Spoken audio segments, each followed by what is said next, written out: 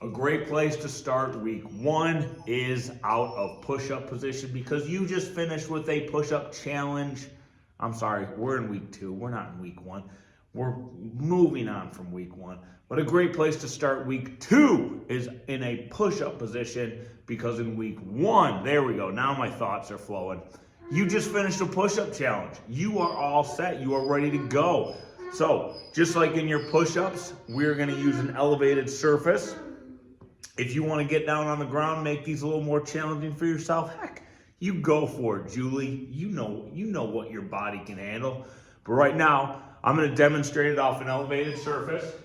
So I'm going to go ahead, I'm going to get myself lined up in a nice straight body because I want my core activated. And now one at a time, alternating, I'm bringing those knees in as high as I can every single time because I want my knees up all the way so my core gets as insanely activated as possible. Again, the lower you are to the ground, the harder these are gonna be. When you do bring your knee in, try to keep your foot off the ground. Try not to touch your foot on the ground until you get back to that starting position to, again, increase instability and really make this as challenging as possible. I hope your dumbbells aren't too far from you because we're gonna call on both of them right now. We're gonna be doing a dumbbell thruster. Now it's gonna combine a squat and a press all in one movement. You do not need to squat all the way to the ground as you are doing these, okay? So the biggest part is the reason why we wanna incorporate the squat is we want to get our legs into the mix to help us press that weight up above our heads. So we're gonna take both our dumbbells, we're gonna hold them up in what we call the rack position, so it's right up by our shoulders. You're gonna need to remember that position because we're gonna be back in it here a little bit later on in the workout. So we got them in the rack position. Now we wanna get those legs involved, so we're gonna go ahead and just stick our butt out. That's gonna be our very first move. So we're gonna stick that butt out nice and slow, and now we're going to explode and press those dumbbells up. So again, nice and controlled and slow. We're gonna stick our butt out. I'm on my heels right here, and then I'm gonna explode right up, and I'm gonna very controlled bring those dumbbells back to the rack position. So after that explosion right here, you wanna make sure you're under control as you bring them back down. You don't wanna explode up and then just kind of let them fall.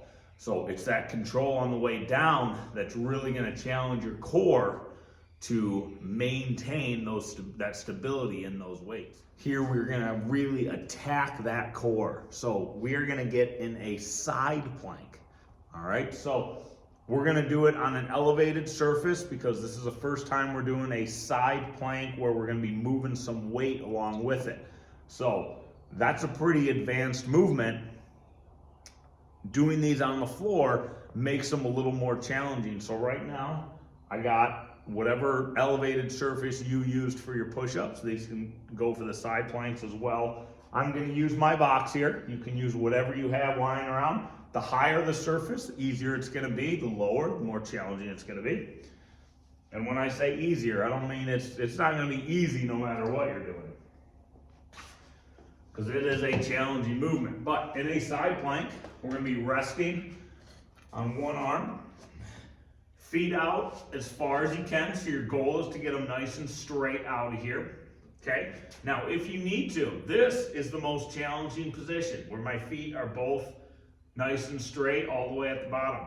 If you need a little extra stability, take this top leg, and you can kind of wrap it around, and see how now my foot is flat on the ground and I'm rotated a little bit. I still feel tension right here. There's no question. You're gonna feel a lot of tension right here, but this gives me a little bit more stability. It doesn't feel like I'm just gonna fall one way or the other all the time. All right, now, so we got our position. We're gonna get our dumbbells. Whoop.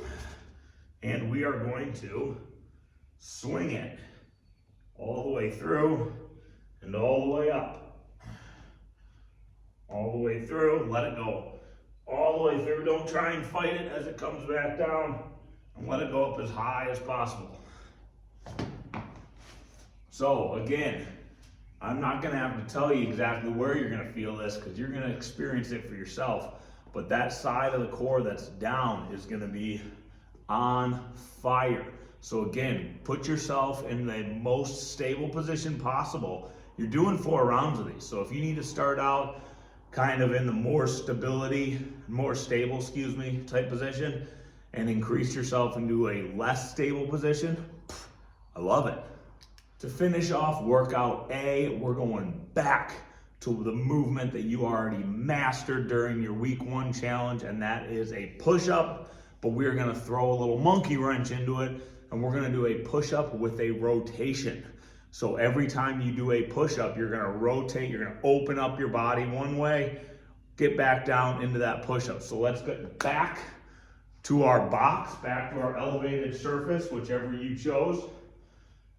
And I'm gonna show you from the side view, and then I'm gonna show you straight on here so you can get a really good handle on this.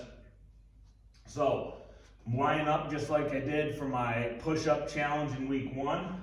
I'm going down, and as I come up, I'm gonna open up one side. So see my hands pointed, I'm nice and open up all the way. Then I'm coming down, push up again. Now I'm opening up the other way. My feet are remaining still. I might swivel on my toes just a little bit, but not too much. I want to keep those feet as still as possible, so I'm not actually walking myself with it. I want my core to do the majority of the work. So let's go ahead and show you what this looks like head on here. So push up, open up one way. My feet are pretty much in the exact same place they were. My hand is straight back. Going down again, and I open up the other way. If you're on a surface like this one that rocks back and forth, don't go too fast. Remember, you want to keep this under control. The biggest thing about lifting, about working out, anything we do, we always want to stay under control. 1, make sure we don't hurt ourselves. 2, that core is going to thank you because it's always going to be tight and it's going to be strong, and you're going to benefit the most from it.